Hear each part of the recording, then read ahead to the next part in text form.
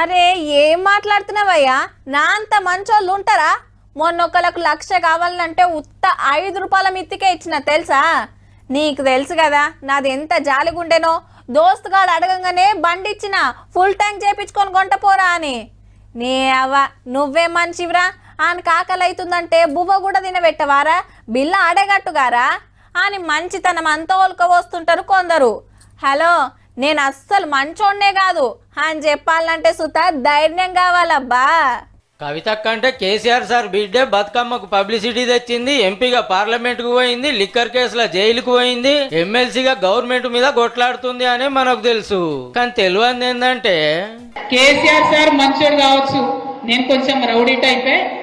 కార్యకర్తలను సతాయించటోళ్ళకి గిట్ల ధమ్కి ఇచ్చిందన్నట్టు మళ్ళా మేము గెలవంగానే ఒక్కొక్కల సంగతి చూస్తా అని బాన్స్వాడల మీటింగ్ పెట్టి బరాబర్ నేను రౌడీ టైపే అనుకొచ్చింది.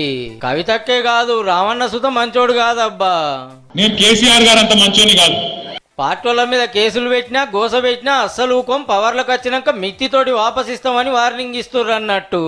ఎవరెవరు బెదిరిస్తున్నారో వాళ్ళ పేర్లు బరాబర్ పింక్ బుక్ లో రాస్తాం, ఇడిచిపెట్టేదైతే ఉండదు.